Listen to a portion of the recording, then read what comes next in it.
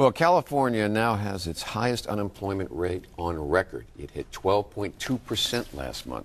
Well, it's going to go higher.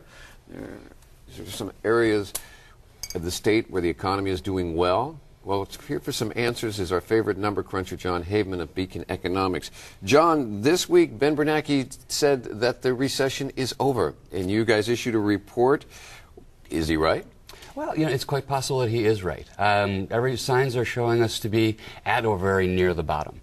Now, even if we are at the bottom, that doesn't mean that, 2 months, 3 months from now, things are going to be all right again. It's going to be a long, hard slog before we get back up to reality. Now, I hear a lot of talk about the idea you hit the bottom, and then there's a thing called a V curve back up, which means it climbs back up, and then there's a W where it goes up a bit and then drops again. Which one do you think we're in for? Well, we're in such uncharted territory with this recession, as bad as it was, that there are a number of different camps. There's the V camp, there's the W camp, there's even the L camp. Now that we're down on the bottom, we're going to sit there for a while.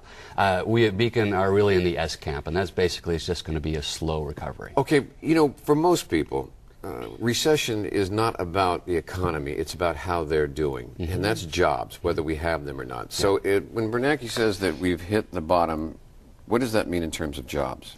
Because 12.2%. Yeah, no, and we're likely to see that 12.2 number go a little bit higher yet. Jobs and the unemployment rate really lag recovery in the economy. And that's because when we do hit the bottom, that doesn't mean that everybody's doing well again. Every sector is doing well. That means that there are more sectors doing well than there are sectors that are still declining. So the recovery is, 1, jobs coming back on the market, 2, the pay those jobs offer, and 3, sort of the benefits. Are we going to see a return to the pay, jobs, and benefits that we had before, or is this recovery going to be on a much lower scale?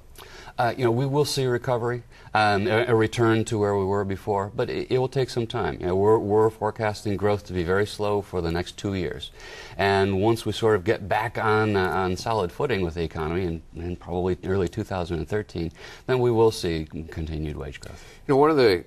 Another key to either the economy recovering or the problem we got into was the shopping habits and spending habits of Americans. Now, the catch-22 is we want people to save more.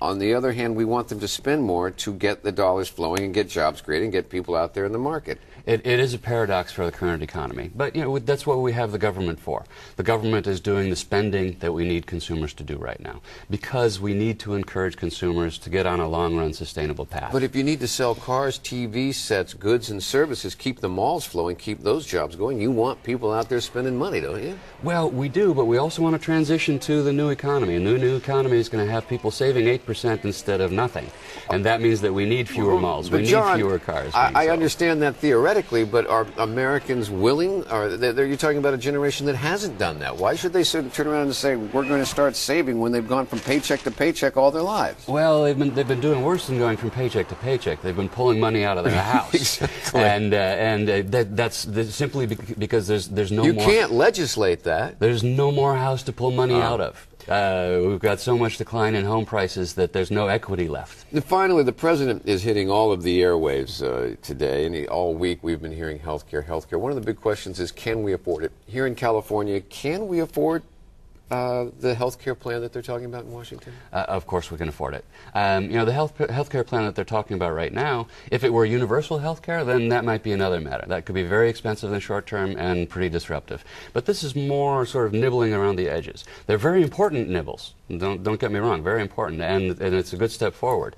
But it's not that it's going to be terribly disruptive to the economy. Or the recovery? Or the recovery. Oh, okay. Well, I want to thank you for stopping by this morning and ending it on a little bit of good news, which is something to say when it comes to talking the economy these days. Indeed.